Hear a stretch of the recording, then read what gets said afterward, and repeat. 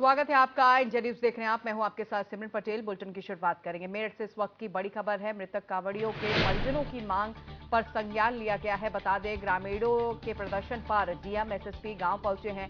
मुआवजे के आश्वासन के बाद ग्रामीण परिजन माने हैं। आश्वासन के बाद अंतिम संस्कार के लिए तैयार हुए हैं। आपको बता दें, बालिगों को 6 नाबालिगों को 1-1 लाख का मुआवजा दिया जाएगा। ग्रामीणों के बीच पहुंचे हैं डीएम ने मुआवजे की घोषणा की है। अन्य मांगों के लिए सरकार को प्रस्ताव भेजा जाएगा, ये डीएम ने कहा है। थाना भवनपुर के राली चौराहे के पास ये दर्दनाक हादसा हुआ है।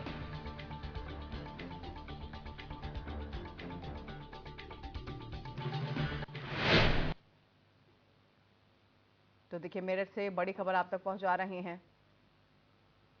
में एक कांवड़ जो डीजे के साथ थी, भावनपुर थाना क्षेत्र में राली चौहान करके गांव है, वहां पे उसी गांव से थी। वो अपने गांव में ही जा रही थी और डीजे का जो फ्रेम है वो 11 केवी की एक लाइन से टच होने की वजह से उसमें करंट आया और जिसमें अराउंड 14 लोग झुलसे, जिनमें से 6 लोगों की मृत्यु हुई है। जो मृत्यु हुई है उसमें सभी लोगों के आज पोस्टमार्टम्स हुए हैं और शव अभी गाँव में लेके आए गए। मेरे द्वारा और कप्तान साहब द्वारा अभी गांव में सभी लोगों से यहाँ पे वार्ता भी की गई और जो भी सहायता उसमें हमारी है, जैसे 2 हमारे लोग कृषक दुर्घटना से आच्छादित हो रहे हैं तो उनको 5 लाख का, दोनों को 5-5 लाख का वो उसमें क्लेम है।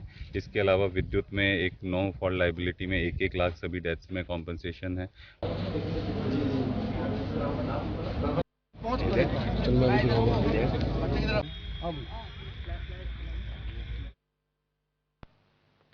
और पंकज गुप्ता ज्यादा जानकारी लिए हुए सहयोगी सीधे हमारे साथ लाइव जुड़ रहे हैं, उनसे ज्यादा जानकारी लेंगे। पंकज, फिलहाल आपसे यही जानकारी चाहूंगी कि बताया जा रहा है कि 6 कांवड़ियों की मौत हुई है, जबकि 6 लोग अभी भी घायल बताए जा रहे हैं। फिलहाल उनकी स्थिति कैसी है अभी?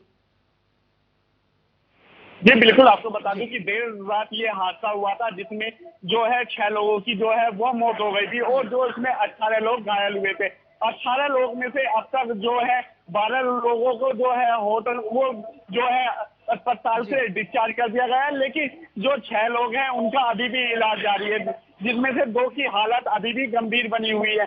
हाँ, जो 6 लोग थे वे गांव में पहुंचे थे अंतिम संस्कार के लिए, लेकिन उनके जो परिवार ने उनका अंतिम संस्कार करने के लिए मना कर दिया था और डीएम को मौके पर बुलाने की बात की गई थी। हालांकि डीएम मौके पर पहुंचे थे और जहां पर डीएम ने 6 लाख रुपए जो बालिक है उनको यानी कि 6 लाख और जो नाबालिग है उनको 1-1 लाख रुपए की जो है मुआवजा देने की बात कही है और जो है शासन को यानी कि और उनकी आर्थिक मदद की जाए, उसकी रिपोर्ट शासन को यानी कि सरकार को भी भेज दी गई है। जी पंकज, आप जानकारी दे रहे हैं कि जो मृतक के परिजन हैं वो अंतिम संस्कार नहीं करेंगे, ऐसा वो कह रहे हैं। फिलहाल इस पूरे विषय पर सबसे पहले पंकज बताइएगा कि परिवारजनों का क्या कुछ कहना है, परिवार वालों की क्या कुछ मांगे हैं?